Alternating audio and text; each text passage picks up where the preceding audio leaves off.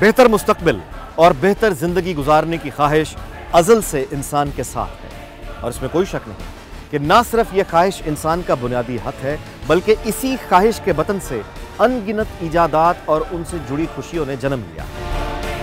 लेकिन इस ख्वाहिश की तकमील के लिए अगर रास्तों के इंतखाब में गलती हो जाए तो मंजिल कभी नहीं मिलती।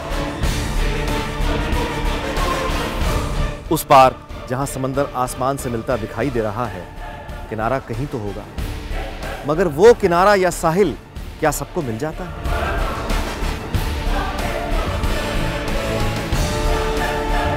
हम तक रोज ये खबरें पहुंचती हैं कि इतने अफराद गैर कानूनी तौर पर परदेश जाने की ख्वाहिश लिए समंदरों में गर्क हो गए या पहाड़ों और जंगलों में बेनाम मौत का शिकार हो गए। इंसानी स्मगलिंग क्या होती है और इसके नतायज आपके लिए क्या हो सकते हैं, आज हम इसकी तलाश करेंगे।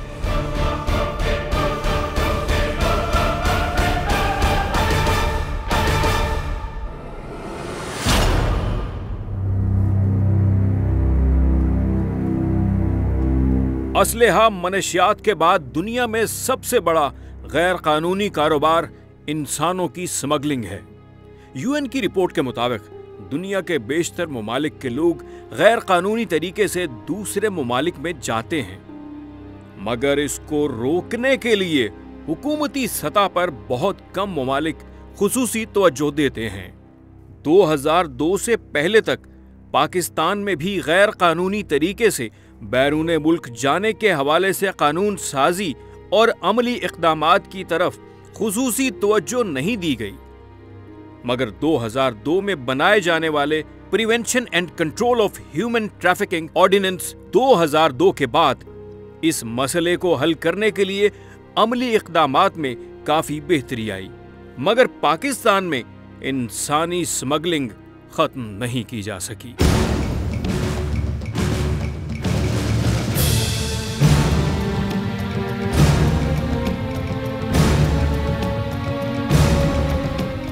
हाजी ज़करिया साहब, आपकी सारी ज़िंदगी यहाँ गुजरी है और आपका मुशाहिदा इस समंदर की तरह वसी है। फरमाइएगा कि इंसानी स्मगलिंग इन रास्तों से होती है, कहाँ कहाँ लोग जाते हैं, कैसे जाते हैं? स्मगलिंग जो है इंसानों की सिर्फ यहीं से नहीं होती, बल्कि साहिल सिंध से लेके हमारे बलूचिस्तान के आखिरी किनारे जीवानी तक से जो है इंसानी स्मगलिंग का काम होता है। तो वो इस तरह की लॉन्च में बैठ के जाते हैं, क्या होता है? रात को निकलते हैं, दिन में निकलते हैं, कैसे जाते हैं? दिन में भी निकलते हैं, रातों में भी निकलते हैं, मगर इनका एक मखसूस एक तरीका होता है। छोटी लांचों के ज़रिए जो है लोगों को उस बड़ी लांच तक पहुँचाया जाता है, फिर वो बड़ी लांच जो है वो उनको आगे ईरान हो गया, दुबई, खलीज के तमाम इलाकों में जो है जाना चाहते हैं, वहाँ वो बड़ी लांचें उनको लेके जाती हैं। बताइएगा कि अगर रास्ते में किसी की तबीयत ख़राब हो जाए समंदर की वजह से या वैसे ही किसी वजह से, तो फिर उस ऐसे मतलब क्या करते, एजेंट क्या सलूक करते हैं लोगों के साथ? बाज़ औक़ात ऐसा भी हुआ कि कई लोग जो हैं इन रास्तों में मर गए हैं लांचों में, उनको फिर उठा के उन्होंने फेंक भी दिए, बहुत से लोगों को समंदर में फेंक दिया बाकायदा। अच्छा, बताइएगा कि ये जो कोस्ट गार्ड्स यहाँ पे हैं, इनसे कैसे बचते हैं? कोस्ट गार्ड जो है वो खुले समंदर में तो इस तरह जो है होते नहीं है। अव्वल तो ये जो स्मगलिंग का काम करने वाले हैं बड़े होशियार होते हैं। ये किनारे से जो है 100 मील, 150 मील नाटिकल मील के फासले से जो है वो जाते हैं बाहर। किनारा बिल्कुल नज़र ही नहीं आता, ताकि उनको कोई ये रूटीन पे जो निकलते हैं कोस्ट गार्ड वाले छोटी छोटी लातों से कभी, तो वो उनको देख न लें, इसलिए वो बहुत दूर से जाते हैं। रास्तों का ज़रा बताएं, यहाँ से कौन सी समत में जाएंगे तो मिडिल ईस्ट आएगा, कहाँ ईरान आएगा? देखिए, रास्ते जो है ना वो हमारी पाकिस्तान के मगरब में ये सारे इलाके लगते हैं, मगरबी सिमत में। फिर वेस्ट में जीवानी की सरहद पर जब पाकिस्तानी जो आखिरी हद है हमारी, उसके पास जब पहुँचेंगे तो फिर वहाँ से सिमत को तब्दील करना पड़ेगा। फिर हम मगरब, शुमाल मगरब में जाएंगे, तब जाके जो है हम ईरान का बंदर अब्बास और ये जो उसके करीब पोर्ट पड़ते हैं वहाँ हम पहुँचे। मस्कट जो है उसका रास्ता इधर से ही सबसे अलग से है, जुदा है।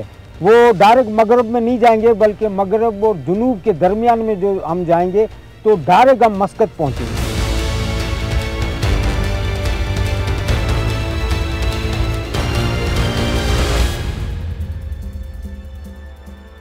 पाकिस्तान में बहुत कम लोग दूसरे ममालिक का कानूनी तरीके से वीज़ा हासिल करने में कामयाब होते हैं और एक बहुत बड़ी तादाद गैर कानूनी तरीके से बैरून मुल्क जाने की ख्वाहिश में इंसानी स्मगलरों के हाथ चढ़ जाती है और अक्सर अपनी जान तक गंवा बैठते हैं।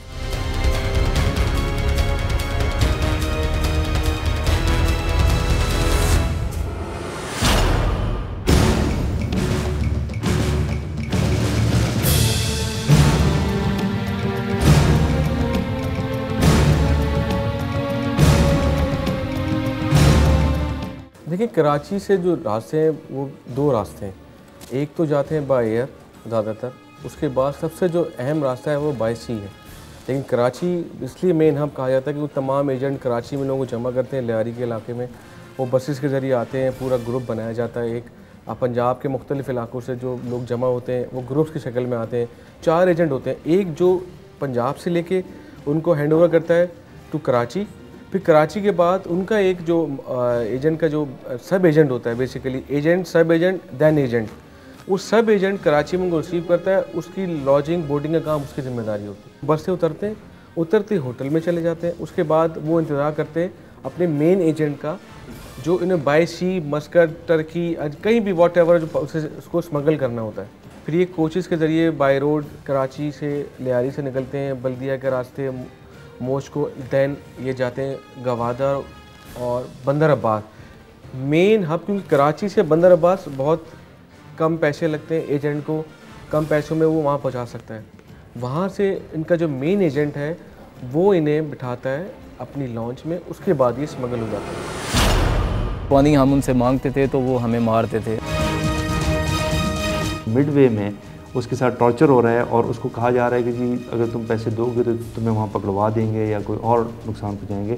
फिर वो मजबूर होता है। ईरान का बॉर्डर क्रॉस किया था, मैंने हड्डियाँ बड़ी देखी हैं।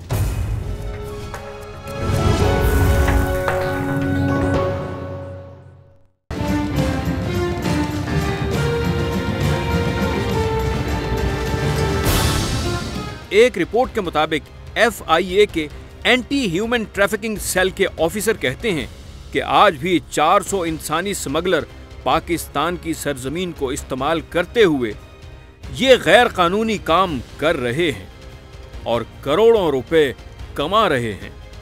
रिपोर्ट के मुताबिक रोजाना 75 से 100 गैर कानूनी वीजा वाले अफराद पाकिस्तान के मुख्तलिफ एयरपोर्ट्स पर आते हैं और सैकड़ों लोग तोरखम, चमन के रास्ते अफगानिस्तान, ताफ्तान के रास्ते ईरान का रूट इस्तेमाल करते हुए यूरोप जाने की कोशिश करते हैं।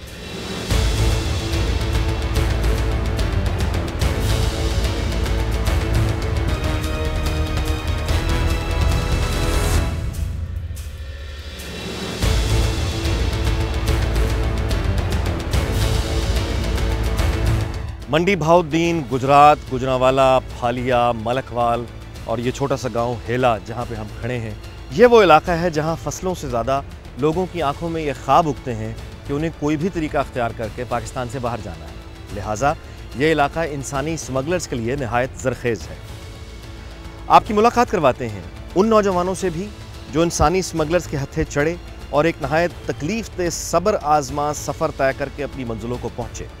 आपकी मुलाकात उन अहले खाना से भी करवाएंगे जिनके प्यारे बरसों पहले ये मुल्क छोड़ गए, लेकिन आज तक उनको ये तक नहीं पता कि वो इस दुनिया में हैं भी या नहीं।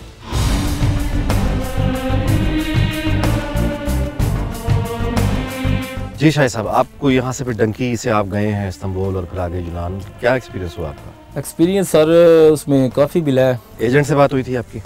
हाँ, मेरा एक दोस्त था गुजरात का, उन्होंने मुझसे बोला था कि आप अगर यहाँ पे फ़ारग ही होते हो तो ठीक है, हम आपको ले चलते हैं यूनान की तरफ। वहाँ पे एक एजेंट को फ़ोन किया था, वो हमें एक ले गया था, पता नहीं अजीब किस्म का मकान था, जैसे पुराने मकान होते हैं वैसे ही था। तो वहाँ पे उसने हमसे तकरीबन 6,500 रुपया लिया था कि जो आप एक दिन या मतलब 2 दिन यहाँ पे स्टे करेंगे कराची। हाँ जी। फिर वहाँ पे एक फोर्ड वैन आई थी, उस पर हम बैठे थे तो तफ्तान गए थे। तफ्तान से वहाँ पे स्काईवे पे बैठे थे तो फिर गए थे हम ईरान के बॉर्डर पे गए थे। अच्छा, वो बॉर्डर कैसे क्रॉस किया ईरान? बॉर्डर उन्होंने ऐसे क्रॉस किया था कि पुलिस तो वहाँ पे थी, लेकिन पता नहीं शायद उन्होंने कोई पैसे दिए हुए थे उनको, तो सिंपल ही बॉर्डर आसानी से ही क्रॉस कर लिया था। आगे हम ईरान का एक गांव था जो फर्स्ट आता है पहले, मुझे अभी उसका नाम याद नहीं है, तो वहाँ पे गए, तकरीबन पानी भी हमें दस्तयाब नहीं था, पानी हम उनसे मांगते थे तो वो हमें मारते थे, वो कहते थे चुप करके बैठ जाओ, पानी भी नहीं मिलेगा, खाना भी नहीं मिलेगा। तुर्की में हुए हैं। फिर वो दूसरे दिन एक सेफ पे थे, हम इतना सा बच्चा था जो सेफ हैंडल कर रहा था सब लड़कों को ना, 59 जो लड़के थे, तो वही हमको खाना ला के देता था। यकीन माने आप, वो इतना सा बच्चा है, उसका इतना वहाँ पे प्रेशर था कि वो हमको गालियाँ भी देता था और थप्पड़ भी मारता था, छड़ी के साथ भी मारता था। तकरीबन 2 दिन हम जो है ना वो भूखे रहे हैं। कोई पता नहीं किसी लड़के को चलता था, वो कोई वहाँ पे गिर रहा है, कोई यहाँ गिर रहा है। तो इतना जंगल था कि बंदा वैसे ही इतना खौफ आता है उधर चलते हुए, बहुत ज़्यादा। हम चल के ना तकरीबन 2 दिन चलते चलते एंड हो गया था हमारा। फिर हम समंदर के ऊपर किनारे पे बैठे थे, 2 दिन वहाँ पे रहे। फिर स्पीड बोट आई है तो हम 9.5 घंटे में यूनान पहुँच गए। मैं कहता हूँ यहाँ पे अगर एक टाइम की मिले ना तो वो उससे ज़्यादा बेटर है यूनान जाने से, क्योंकि वहाँ पे बहुत मुश्किलात हैं। एक तो बंदा उधर जाता है, रास्ते में काफ़ी सारे जो नौजवान हैं वो फोत हुए हैं, काफ़ी माओं के बच्चे उनसे बिछड़े हैं। वहाँ पे यकीन करें कि इतने पाकिस्तानी हैं जहाँ पे वो स्कूपी दिया, उधर कहते हैं बास्केट जो गंद वाला डब्बा आता है, उसमें से जो डबल रोटी होती है ना, उधर उसको सोमी बोलते हैं, वो निकाल के खाते हैं। इतने पैसे नहीं उनके पास होते। अच्छा, आपने रास्ते में कोई लाशें देखी कुछ तरह के? जी, लाशें नहीं देखी, लेकिन मैंने हड्डियाँ बड़ी देखी हैं। जब हमने ईरान का बॉर्डर क्रॉस किया था ना, तुर्की में हुए थे, वहाँ पे मैंने बहुत ज़्यादा देखी। इस हवाले से FIA ने पाकिस्तान में एंटी ह्यूमन ट्रैफिकिंग के सर्कल्स लाहौर, कराची, पेशावर, कोयटा, मुल्तान, फैसल आबाद, हैदर आबाद, गुजरांवाला, रावलपिंडी, चमन, तुर्बत, ताफ्तान में बनाए हैं।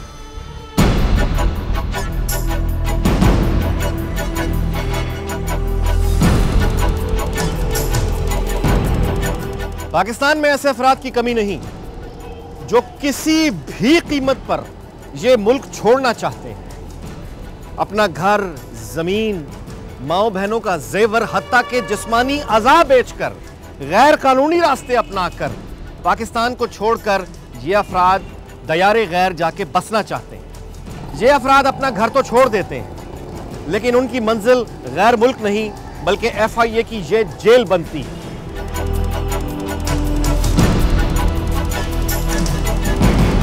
मुख्तलिफ देखिए कवानीन हैं जिनके तहत हम डील करते हैं। बाहर से जो डिपोर्ट होकर आते हैं, अगर तो वो इलीगल रूट से गया है तो वो एक कानून है, हम इलीगल इमिग्रेशन ऑर्डिनेंस के तहत उनके ख़िलाफ़ कार्रवाई करते हैं। हमारे साथ इस तरह भी है कि जी वो लोग अपने डॉक्यूमेंट्स में टेम्परिंग करते हैं, ये भी इसमें भी कुछ एजेंट्स इन्वॉल्व होते हैं। जितनी हमारी लैंड क्रॉसिंग हैं चमन पे, तफ्तान पे, इसी तरह उन पे हमारा लोग पोस्टेड होते हैं। लेकिन आपको पता है कि जो हमारा अफ़गानिस्तान के साथ और ईरान के साथ जो बॉर्डर है बहुत बड़ा है और वो फेंस्ड नहीं है, ओपन बॉर्डर है। तो ये जो गवादर मन बिलो इसको कहते हैं, ये फेवरेट रूट है जी उनका, जो दोनों के लिए, अगर आप मिडल ईस्ट की इलीगल माइग्रेशन के लिए कहें और या यूरोप के लिए कहें।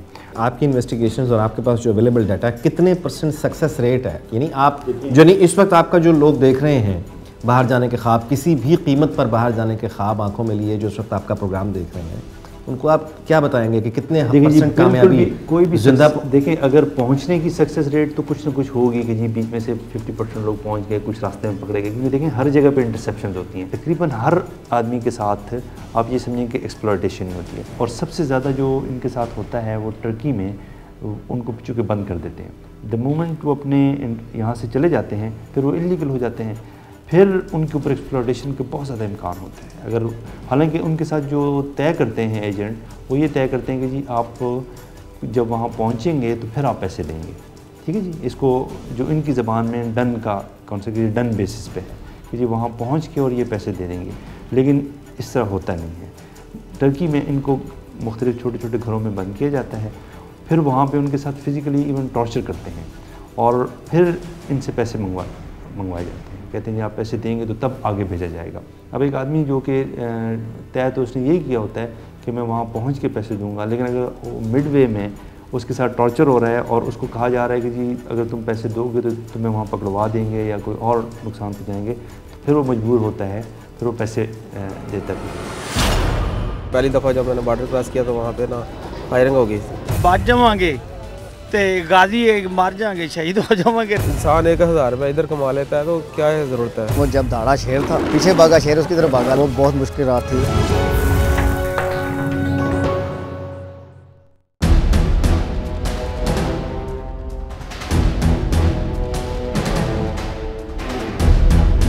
दो 2008 में यहाँ से बायर इस्तांबुल तक गया।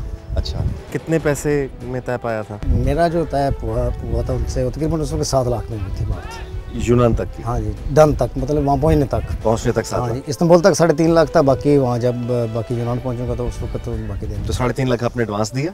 हाँ, जैसे ही मैं इस्तांबुल पहुँच गया वो मेरी पे उनको हो गई थी। वो तो ऐसे ही था कि मैं होटल में पहुँचा हूँ, मुझे उसने बताया, मैंने वो कॉल की तो बैक कॉल आई मुझे कि आप ऐसा करें कि वहाँ से टैक्सी पकड़ो और गाजी महल्ले पहुँच जाओ। अच्छा जी, गाजी महल्ले आप पहुँचे? मैं गाजी महल्ले पहुँच गया। 10 मिनट बाद एक वैन आई, मुझे वैन में उठा दिया, मुझे वो एक जगह पे ले गया।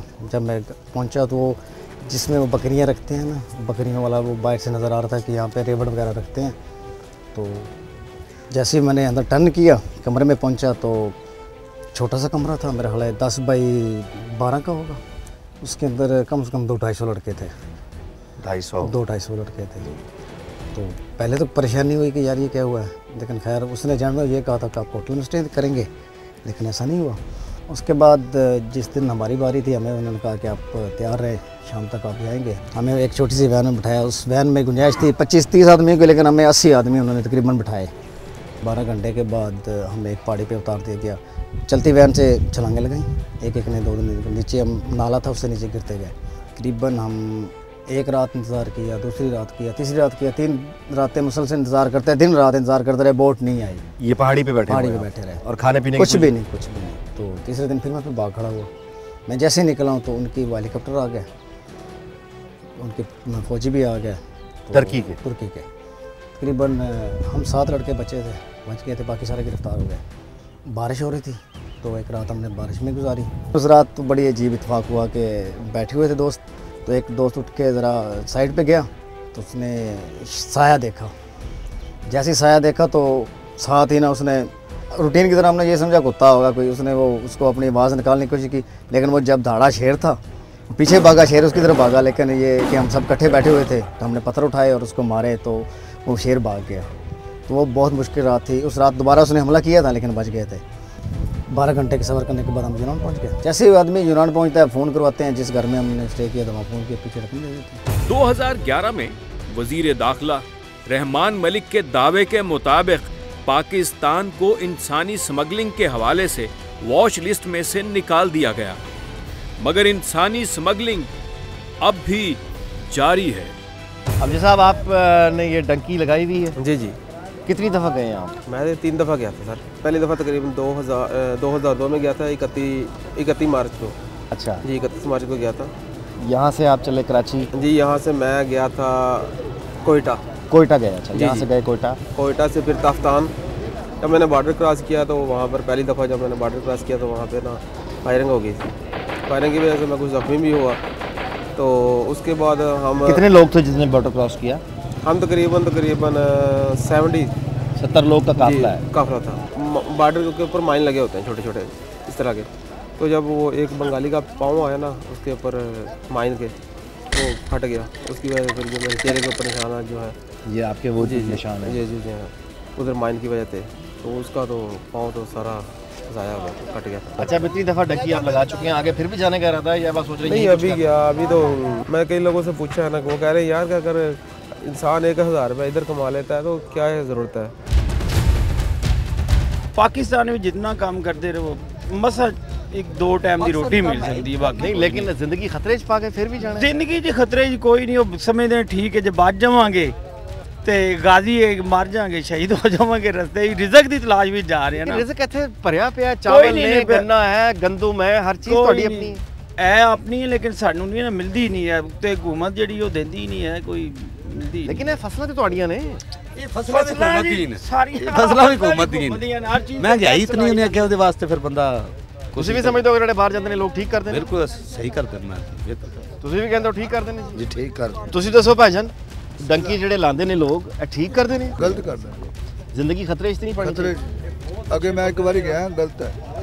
ਤੁਸੀਂ ਵੀ ਡੰਕੀ ਲਾਈ? ਹਾਂਜੀ ਹਾਂਜੀ। ਤੇ ਕਿੱਥੋਂ ਵਾਪਸ ਆਏ? ਅਸੀਂ ਤੁਰਕੀ ਤੋਂ, ਤੁਰਕੀ इस्तांबुल।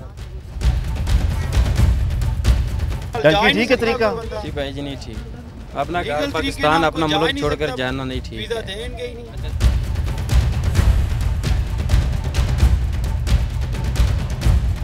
अच्छा ये बताओ यार, अपना डंकी लगाई है कभी? जी। कहाँ गए थे? यूनान। तो वापस कहाँ से आए, किस रास्ते से गए? जी मैं ईरान से वापस आया और बरास्ता कराची मनबिलो से, और ईरान से पकड़ा गया, वहाँ से वापस आया। कितने पैसे लगे आपके? जी हमने तकरीबन दिया था 25-30 हज़ार रुपया दिया था, तो उसमें से तकरीबन 7-8 हज़ार वापस आया, बकाया जो मतलब ज़ाया हो गया। अब जाने का इरादा तो नहीं दोबारा? अभी नहीं इरादा है, काफ़ी लड़के गए, लेकिन शुक्र अल्हम्दुलिल्लाह। जी जी, जब कभी लगा तो लीगल तरीके से इंशाल्लाह जाएंगे, लेकिन इस तरीके से नहीं।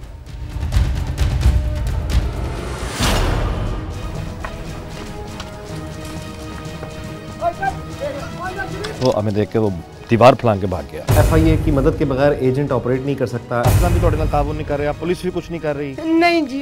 अजीमुशान इमारत के बनने में इंसानी स्मगलिंग का कितना हाथ? कितने गए ने? दुबई। कोई खबर आई? खबर ही कौन है, इतना बार भी दस वो डूब गए।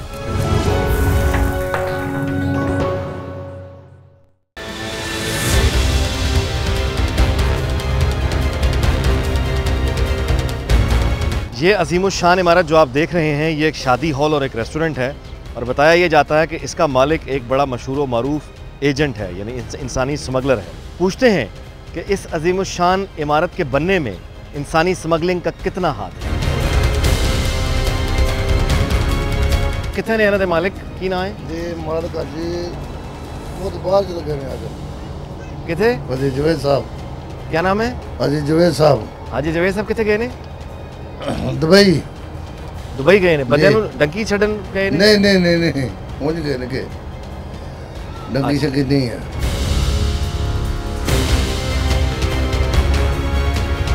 नहीं, मालिक कौन है? चौधरी अरशद साहब ने, समझ में चौधरी अरशद साहब ने। चौधरी अरशद साहब मालिक ने? जी हाँ, मालिक ने निगरान बैठे हुए हैं। दुबई कौन गया? वो चौधरी जवेद साहब गए हैं। अच्छा, तो जवेद में क्या कौन भाई? दोनों भाई हैं। अच्छा ठीक।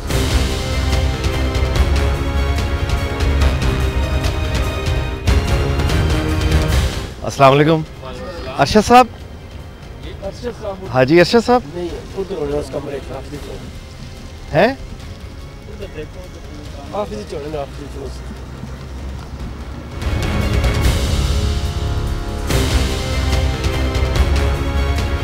और ये आपने देखा, पहले हमें बताया गया कि इसका मालिक दुबई गया हुआ है, बाद में बताया गया कि यहाँ बैठे हुए हैं, यहाँ बताया गया कि उधर बैठे हुए हैं, और आधी टेबल कह रही कि वो उधर बैठे हैं।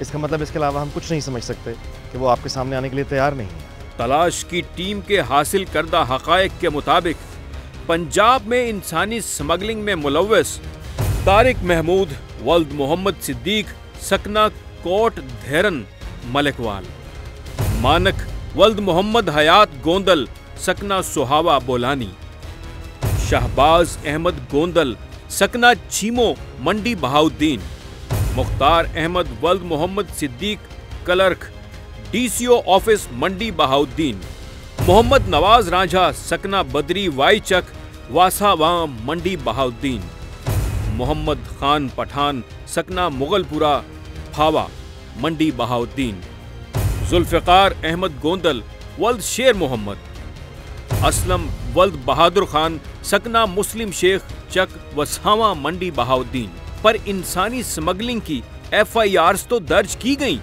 मगर अभी तक इनमें से किसी की भी गिरफ्तारी अमल में न आ सकी, और इन इंसानी स्मगलरों के हाथों पाकिस्तान से यूरोप जाते हुए बहुत से अफराद अपनी जान से हाथ धो बैठे हैं, जिनमें से चंद के नाम हासिल करने में तलाश की टीम कामयाब रही। इशरत अली वल्द मोहम्मद शौकत रख बलोच मंडी बहाउद्दीन, मियां शाहिद इमरान वल्द मोहम्मद असलम नैन रवाजा चूरंड मंडी बहाउद्दीन, गुलाम नबी वल्द गुलाम कादिर सकना बागावाला फालिया, मोहम्मद अख्तर वल्द नसीर अहमद कुरैशी सकना तारिकाबाद फालिया, नसीर अहमद वल्द गुलाम शब्बीर सकना मोना सैयदा हलाक हो गए, मगर आज तक उनकी डेड बॉडीज न मिल सकीं। 2 लोग मोहम्मद मुबीन वल्द शमशाद अहमद सकना रख बलूच नकीबुर रहमान वल्द मोहम्मद इकबाल आज भी यूनान के अस्पताल में दाखिल हैं। और 4 लोग अरशद वल्द गुलाम हैदर सकना मुस्लिम शेख चकवास हावा मंडी बहाउद्दीन, अरशद वल्द अल्लाह दिता सकना मुस्लिम शेख चकवास हावा मंडी बहाउद्दीन, अजमल वल्द गुलाम हैदर सकना मुस्लिम शेख चकवास हावा मंडी बहाउद्दीन, परवेज वल्द गुलाम राना सकना मुस्लिम शेख चकवास हावा मंडी बहाउद्दीन आज तक लापता है।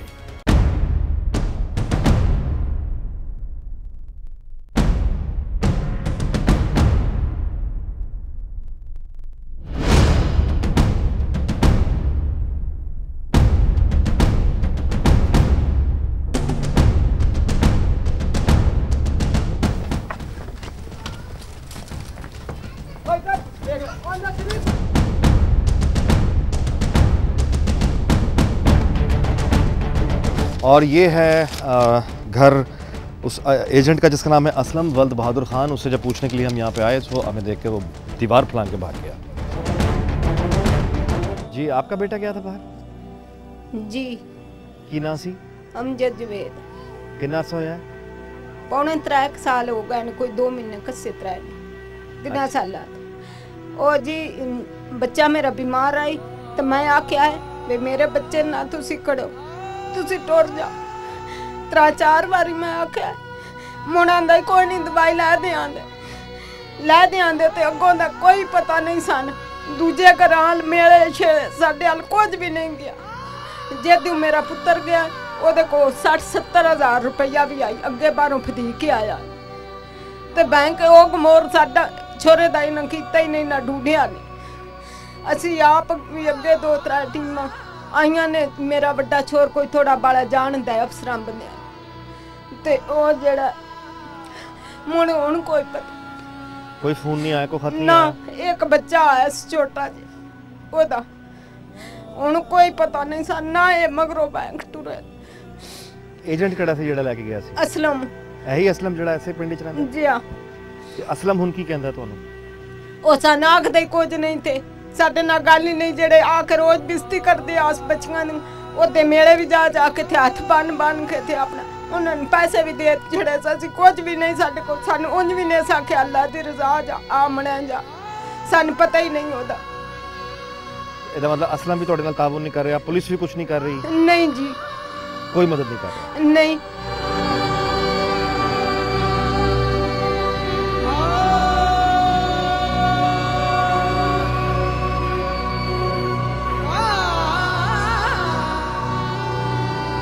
हाँ जी ਤੁਹਾਡਾ कौन सी जी गया? भतीजा। अच्छा कितना अरसा होया? ये करीबन 4-5 साल हो गए। कोई अता पता? कोई पता ही कोई। कोई फोन आया, कोई खत? कोई फोन नहीं आया, कोई खत नहीं आया किसी किस्म। किसी जानने वाले का कोई अता पता? उन्हें कोई बतासिया हो गए? कोई खबर आई? खबर ही कोई नहीं है। इतना बार भी दस वो डूब गए। डूब गया? डूब गया। गया कितने से? मकसद।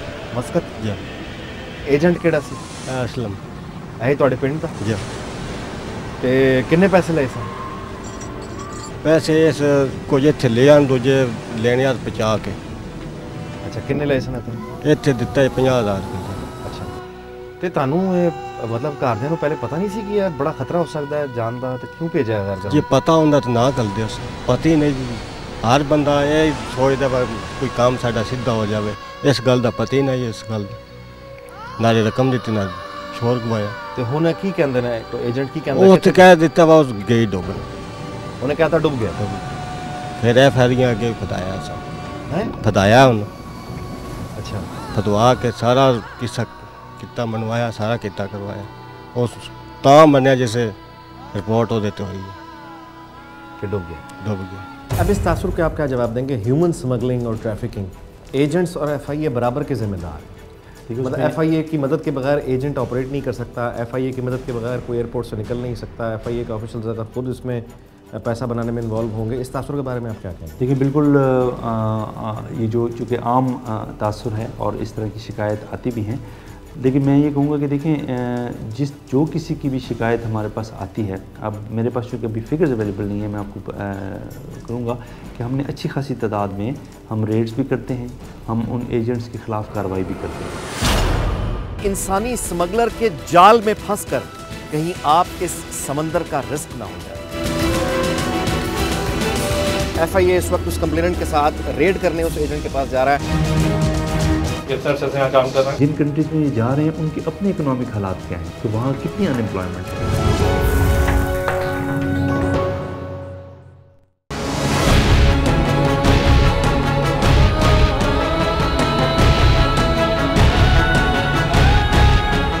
आप यहाँ किस कंप्लेंट के लिए आए? सर यहाँ पे मैं कंप्लेंट के लिए आया हूँ कि मेरे भाई ने कुछ पैसे ट्रैवल एजेंट को दिया था कोरिया जाने के सिलसिले में, लेकिन वो ट्रैवल एजेंट जो है वो कुछ दिनों तक मुझे ऐसी घुमाता फिराता रहा और तकरीबन 7-8 महीने के बाद उसने ये वादा किया कि मुझे पैसे वापस करेगा, लेकिन वो अभी तक कोई पैसे वापस नहीं किया मुझे, और मैं उसके पीछे भागता हूँ और वो पैसे बिल्कुल भी वापस करने के मूड में नहीं है। अब तक टोटल पैसे कितने दे चुके हैं? टोटल तकरीबन 4 लाख के करीब कोरिया जाने के लिए। जी हाँ। अब आप फिर यहाँ एप्लीकेशन देने आए हैं FIA? हाँ जी हाँ बिल्कुल। अच्छा, हम आपके साथ चलें, आपको उस पर एतराज़ तो नहीं है? नहीं बिल्कुल कोई एतराज़ नहीं होगा, बिल्कुल आप मेरे साथ चल सकते हैं। चलिए बस ठीक है, मैं आपके साथ चलता हूँ।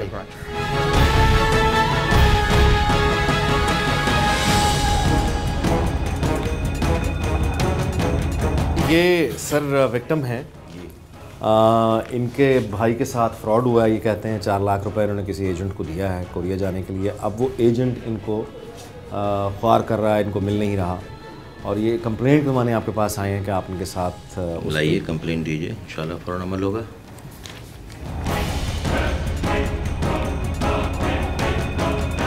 वो कंप्लेनेंट जो भी FIA के पास आया कि उसके भाई से एक एजेंट ने फ्रॉड किया है, 4 लाख रुपए लेकर ना वो मुल्क से बाहर भेज रहा है ना पैसे वापस कर रहा है।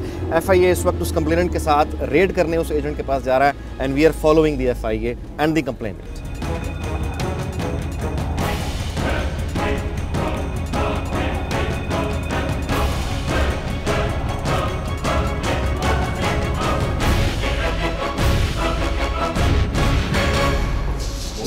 आप लोग छोड़ के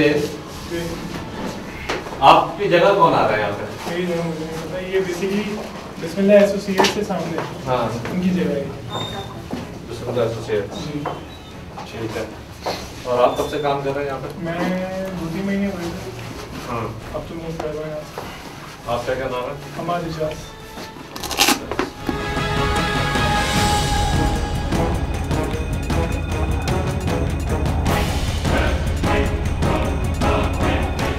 इस तरह अंधेरे में क्यों बैठे हुए? मैं अभी बेसिकली जो लड़का है सफाई करने वाला है उसको भेज के मैं बंद कर रहा हूँ। आपके साथ और कौन पार्टनर है यहाँ पे? मेरे भाई हैं, क्या नाम है? फहद इजाज़, और एक है इम्तियाज़ अहमद। इम्तियाज़ अहमद जी। अच्छा, कब से कितने अर्से से यहाँ काम कर रहे हैं? 2 महीने से। तो छोड़ क्यों रहे? कोई रिस्पॉन्स नहीं आया मुझे।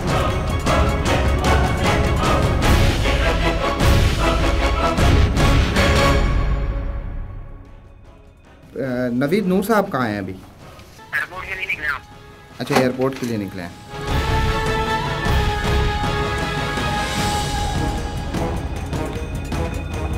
आपके साथ FIA भी आई, हम भी आए। वो बंदा क्या नाम है उसका? नवीद नूर। नवीद नूर तो यहाँ मौजूद नहीं है। आपने हाँ, बेसिकली इससे पहले भी इसने ऑफिसेज चेंज किए हैं, 2-3 ऑफिसेज जो कि गुलशन में थे, और अब जो है यहाँ पे इन्होंने शिफ्ट किया है इसको। तो यहाँ तो ऐसे नज़र नहीं आ रहा मुझे कि कोई ऐसा ऑफिस है, लेकिन ये है कि कंफर्म एड्रेस उन्होंने तो यही दिया है कि ये ऑफिस है। नवीद नूर नामी ये शख्स दफ्तर में नहीं है, 2 दफ्तर ये पहले चेंज कर चुका है, तीसरा यहाँ भी आपके सामने आपने हालात देख लिए, और जाहिर है कि यहाँ पे ये कहानी ख़त्म नहीं होगी। ये शख्स आज नहीं तो कल पकड़ा ज़रूर जाएगा।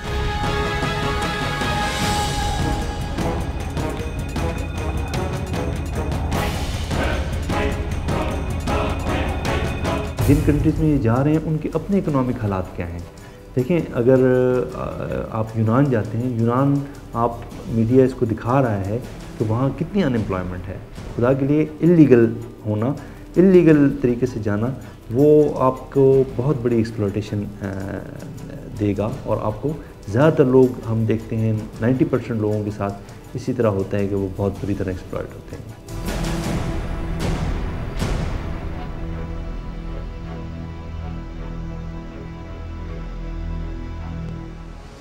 इंसानी ख्वाहिशात इस ताहद निगाह फैले हुए समंदर की तरह होती हैं जिसका दूसरा किनारा आज तक कभी किसी को नजर नहीं आ सका। अपने प्यारों की खुशियों की खातिर हम खुद उनको ही छोड़ने पर तैयार हो जाते हैं, और सफर वसीला ज़फर भी होता है, मगर जायज़ तरीके से। किसी भी इंसानी स्मगलर के जाल में फंसकर कहीं आप इस समंदर का रिस्क ना हो जाए, जहां अनगिनत इंसानों की खामोश कब्रें अपनी कहानियां सुनाती हैं। बड़ी खुशियों की तलाश कहीं आपको छोटी छोटी हजारों खुशियों से महरूम ना कर दे, और कहीं आपके प्यारे इस खामोश पानी में आपको ढूंढते ही ना रह जाए। जिंदगी बहादुरों का साथ जरूर देती है, मगर बहादुरी कानून के दायरे के अंदर होती है, बाहर नहीं।